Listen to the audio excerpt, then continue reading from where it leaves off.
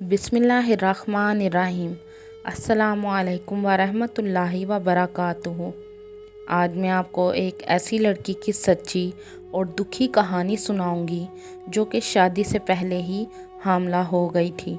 तो कहानी शुरू करने से पहले आपसे गुजारिश है कि आप मेरे चैनल हमना वॉइस को ज़रूर सब्सक्राइब करें और साथ दिए गए बेल आइकन को भी लाजमी क्लिक करें ताकि फ्यूचर में आने वाली मज़ीद वीडियोस की अपडेट्स आपको मिलती रहें।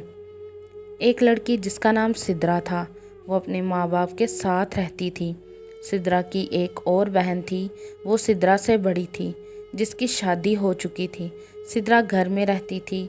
उसका अब्बू अशरफ गधा गाड़ी पर लोगों का सामान रखता और उनकी कही हुई जगह पर पहुंचा देता था। और सिद्रा की अम्मी सकीना लोगों के घरों में काम करती थी। सिद्रा की अम्मी ने अपनी बड़ी बेटी की भी शादी बहुत मुश्किल से की थी, क्योंकि उनके घर के हालात ठीक ना थे। घर में बहुत गुर्बत थी, इसलिए बड़ी बेटी को जहेज़ भी नहीं दिया था। हालांकि सिद्रा भी जवान थी, लेकिन सिद्रा ने अपनी अम्मी से कहा कि जब मेरी शादी होगी तो मैं सारा सामान लेकर जाऊंगी। तो उसकी अम्मी बोलती जब वक्त आएगा तो देखा जाएगा। तो सिद्रा बोलती अम्मी देखना नहीं, सब कुछ देना है। सिद्रा का अब्बू कमाता तो ठीक था, लेकिन ना जाने वो पैसों का क्या करता था। इसी वजह से सिद्रा के अब्बू और अम्मी की लड़ाई अक्सर होती थी। सिद्रा की अम्मी सिद्रा के अब्बू अशरफ को अक्सर कहती कि अशरफ तुम कमाते तो ठीक हो, लेकिन जब घर आते हो तो तुम यही बोलते हो कि आज काम नहीं चला। बोलो जो काम करके पैसे कमाते हो वो कहाँ जाते हैं। बड़ी बेटी की भी जब शादी की तब भी तुमने 1 रुपया नहीं लगाया, और अब भी दूसरी बेटी जवान है और तुमको ज़रा फिक्र नहीं है कि कल को उसकी भी शादी करनी है। दोनों बेटियां जब छोटी थीं तब भी तुम यही कुछ करते थे, और अब जब जवान हो गई हैं तब भी तुम्हारे हालात यही हैं। तुमको कब समझ आएगी, बोलो ना। तुमने कभी मेरे बारे में सोचा है और ना ही कभी बेटियों के बारे में सोचते हो। मैं बहुत देर से काम कर रही हूँ, मेरी उम्र बढ़ती जा रही है और अब मुझसे लोगों के घरों का काम नहीं होता। तुम कब समझोगे। जब से शादी हुई है तब से किराए पर रह रही हूँ। कभी सामान इस घर में तो कभी उस घर में रख कर सारा सामान खराब हो गया है।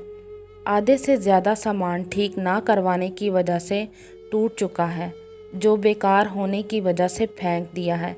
अब घर में कुछ भी नहीं बचा है, बस ये 2 चारपाइयाँ हैं, ना जाने ये भी कब टूट जाएं। सिद्रा की अम्मी सकीना पहले 4 घरों में काम करती थी और अब वो सिर्फ 2 घरों में काम करती थी। उम्र ज़्यादा होने की वजह से अब उससे ज़्यादा काम नहीं होता था। जिन घरों में सकीना काम करती थी वो किसी न किसी मौके पर जब भी सकीना को नया सूट या कोई और चीज़ ले कर देते तो सकीना वो अपनी बेटी के लिए रख लेती थी। शौकत एक अयाश आदमी था। जब कोई भी उसको 2 बोल प्यार के बोलता, चाहे वो मर्द होता या औरत, तो वो सारे पैसे उस पर लुटा देता था। इसलिए शौकत के पीछे एक ऐसी औरत पड़ी थी जो कि शौकत को मिलती जुलती रहती थी, और शौकत उस पर अपनी सारी कमाई लुटाता था। सकीना को पता था और सकीना ने कई मर्तबा शौकत से बात भी करने की कोशिश की थी। सकीना जब भी दूसरी औरत के बारे में शौकत से बात करती तो वो सकीना को बहुत मारता था और कहता था, शुक्र करो मैं मकान का किराया देता हूँ और बिल दे देता हूँ। जिस दिन मैंने तुमको छोड़ दिया तो तुम और तुम्हारी बेटी सड़क पर आ जाओगी। इसलिए सकीना अब थक चुकी थी और उसने शौकत को उसके हाल पर छोड़ दिया था। और सकीना नमाज़ पढ़ के शौकत के लिए दुआ मांगती थी, या अल्लाह शौकत को नेकी के हदायत दो और वो बुरे रास्ते पर चलना छोड़ दे। सकीना मजबूर थी, क्योंकि उसके माँ बाप भी मर चुके थे। अगर वह शौकत को छोड़ देती तो वो अपनी जवान बेटी को लेकर कहाँ जाती। इसलिए वो चुप थी कि चलो और कुछ नहीं तो शौकत घर का किराया और बिल तो दे देता है। इसलिए अब सकीना खामोश हो गई थी और बस अब अपनी बेटी सिद्रा की वजह से काम कर रही थी। सकीना अब बस सिद्रा के लिए फ़िक्रमंद थी। वो जल्द से जल्द इसकी शादी का फ़र्ज़ अदा करना चाहती थी। सिद्रा का रिश्ता उसके मामू के घर तय हुआ था और सिद्रा का मंगेतर फ़याज़ कभी कभी उनके घर भी आ जाता था। पहले तो सिद्रा का मंगेतर कभी कभार उनके घर आता जाता था, लेकिन एक दिन सिद्रा का मंगेतर ऐसे टाइम पर उनके घर आ गया जब सिद्रा के घर में ना उसकी अम्मी थी और ना ही उसका अब्बू, और सिद्रा घर में अकेली थी। सिद्रा ने अपने मंगेतर को बिठाया और उसको पानी वगैरह पिलाया। तो फयाज बोला कि पुप्पो किधर हैं? तो सिद्रा बोली वो घर नहीं हैं, काम करने गई हैं।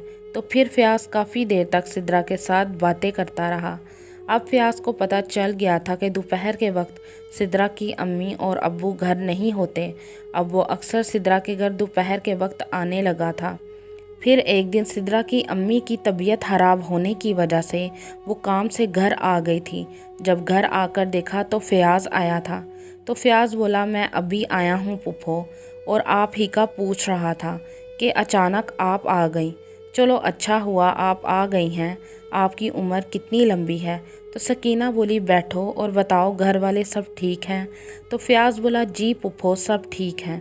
फयाज थोड़ी देर बैठा और फिर अपने घर चला गया। सिद्रा की शादी में अभी 6 माह बाकी थे। एक दिन सिद्रा की अचानक तबीयत ख़राब हो गई थी और सिद्रा की अम्मी घर में मौजूद ना थी। सिद्रा घर के पास जो डॉक्टर था उसके पास चली गई। सिद्रा के साथ कोई भी ना था। सिद्रा को डॉक्टर ने बताया कि वो माँ बनने वाली है। सिद्रा ये खबर सुनकर कि मैं माँ बनने वाली हूँ परेशान हो गई थी। फयाज ने उसे एक मोबाइल लेकर दिया था जो उसने अपने माँ बाप से छुपा कर रखा था। घर जाकर सिद्रा ने सबसे पहले फयाज को फ़ोन किया कि अभी घर आओ। फयाज जब घर आया तो फयाज मज़ाहिया अंदाज में सिद्रा से बोला क्या बात है, आज बहुत जल्दी थी बुलाने की? तो सिद्रा बोली अपना मजाक बंद करो और मेरी बात सुनो, मैं माँ बनने वाली हूँ, मैं क्या करूँ? पहले तो फयाज भी ये खबर सुनकर परेशान हो गया और बोला क्या हुआ, शादी तो तुम्हारी मेरे साथ ही होनी है, तो तुमको किस बात का डर है? ये मेरा बच्चा है और मैं इसे कबूल करूँगा, तुम्हें परेशान होने की कोई ज़रूरत नहीं है। सिद्रा की फ़िक्र थोड़ी कम हुई और उसने इस होने वाले बच्चे के बारे में किसी से बात ना की थी। लेकिन जब 4 महीने गुजरे तो सिद्रा की जिसामत में फ़र्क आ गया था। फिर 5वां और फिर जब 6ठा महीना लगा तो सब लोग जो भी सिद्रा को देखते कहने लगे कि तुम इतनी मोटी क्यों होती जा रही हो। कभी सिद्रा किसी को कहती कि गैस की वजह से पेट फूल गया है और कभी कहती कि मेरे पेट में रसोलियाँ हैं। घर से बाहर वाले लोगों को तो सिद्रा किसी ना किसी तरह टाल रही थी, लेकिन सिद्रा के घर वालों को जब पता लगा कि सिद्रा माँ बनने वाली है तो सिद्रा की अम्मी ने सिद्रा को बहुत बुरा भला कहा। फिर सिद्रा ने अपनी अम्मी को बताया कि मेरी इस हालत के बारे में फयाज सब कुछ जानता है। फिर सिद्रा की अम्मी ने फयाज को घर बुलाया और उससे पूछा तो उसने कहा कि पुप्पो आपको परेशान होने की ज़रूरत नहीं है, ये मेरा बच्चा है और मैं जल्द ही सिद्रा से शादी कर लूँगा। फिर फयाज ने अपने घर वालों से बात की और फिर फयाज की शादी 15 दिन बाद सिद्रा के साथ हो गई थी। सिद्रा अब फयाज के घर रहने लगी थी। फयाज की अम्मी ने फयाज के कहने पर सिद्रा से शादी की थी, वरना वो सिद्रा की हालत देखकर अपने बेटे के साथ शादी करने के लिए राज़ी ना थी। सिद्रा की सास का रवैया सिद्रा के साथ अच्छा ना था। वो सिद्रा को अपनी बहू नहीं मानती थी। 2 माह बाद सिद्रा के घर बेटा हुआ तो सिद्रा की सास कहने लगी कि ये सब क्या है, शादी से पहले कहाँ मुंह काला करवाया था तुमने? बोलो, जो शादी के 2 माह बाद ही बच्चा पैदा कर बैठी हो। सिद्रा बहुत रोई। जब फयाज घर आया तो फयाज की अम्मी ने सिद्रा को बातें सुनाने से गुरेज ना किया था। तो फयाज ने जब अपनी अम्मी को सिद्रा की बेइज्जती करते देखा तो वो बोला अम्मी इसमें सिद्रा का कोई कसूर नहीं है, ये मेरा ही बच्चा है। तो फयाज की अम्मी ना मानी और वो बोली फयाज तुम क्यों किसी के बच्चे को अपना नाम दे रहे हो? इसका बाप भी तो ऐसा ही है, चाहे मेरा सगा भाई है, पर उसने भी तो इसकी माँ को छोड़कर दूसरी औरत के साथ रिश्ता रखा है, तो ये उसी की बेटी है।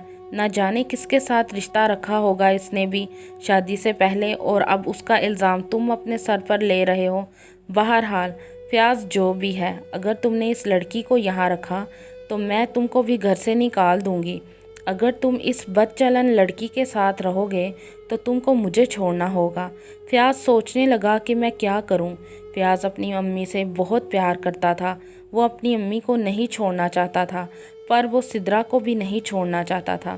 फयाज इसी परेशानी में 2 से 3 दिन रहा।